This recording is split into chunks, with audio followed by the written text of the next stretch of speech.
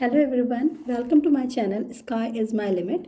मैं पल्लवी आप लोगों का स्वागत करती हूँ अपने चैनल पे। तो आज मैं आप लोगों के साथ फिर से एक इन्फॉर्मेशन लेकर के आई हूँ जो मुझे लगता है आप लोगों के लिए बहुत ज़रूरी होगी।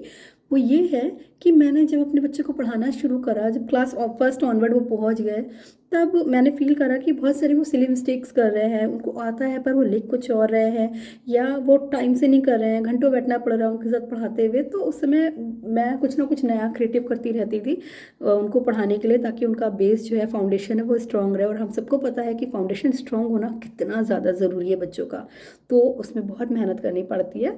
तो उस समय मैंने अपने बच्चों के लिए 3 फाउंडेशन रूल बनाए थे, 3 थंब रूल्स बनाए थे उनके लिए कि ये याद करना है आपको और इसी सीक्वेंस में चलना है। तो चलो आज डिस्कस करते हैं उनके बारे में। तो जो मेरे 3 थंब रूल्स है, उसका रूल नंबर 1, नॉलेज।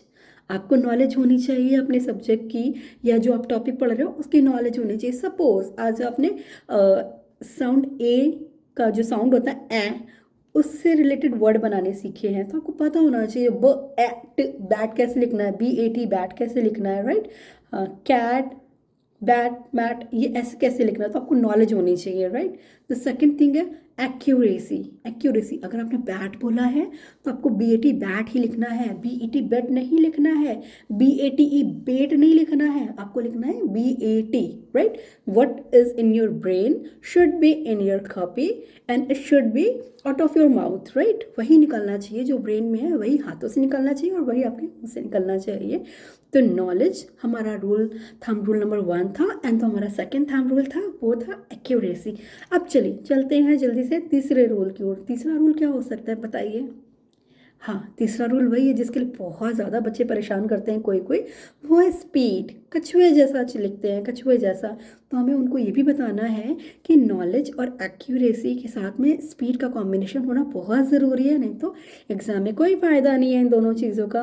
मान लो आपका एग्ज़ाम है 10 मार्क्स का, ठीक है, और आपके 10 क्वेश्चन है, हर क्वेश्चन का 1 मार्क है। आपको नॉलेज है, आपको सारे क्वेश्चंस आते हैं, आपकी एक्यूरेसी, आप एक एक चीज़ अच्छे से सही सही लिख रहे हो, लेकिन by the end of the time आप क्वेश्चन नंबर 3 पे ही हो, देन सारा बेकार, है ना।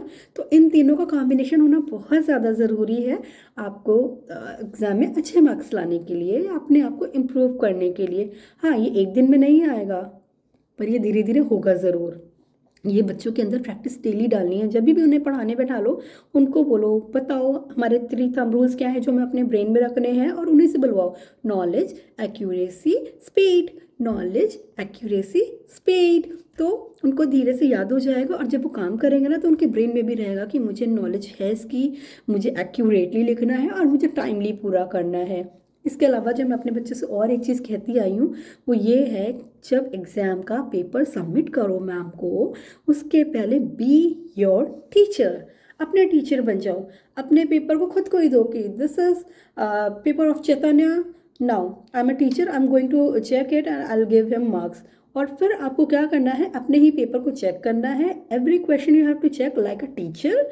हाँ, और उसको पूरा चेक करना। उससे क्या होगा कि अगर आपने पेपर लिखते समय कोई सिली मिस्टेक कर दी, कई बार होता है ना, ब्रेन में कुछ होता है और हमें लगता है हम वही लिख रहे हैं, लेकिन हम गलती से लिख देते हैं, सपोज 2626 या 62 लिख देते हैं, राइट। तो ऐसी कोई मिस्टेक है ना, तो आपको तुरंत ही पता चल जाएगा, आप उसको वहीं चेक कर लोगे, तो बाद में रिग्रेट नहीं करना पड़ेगा।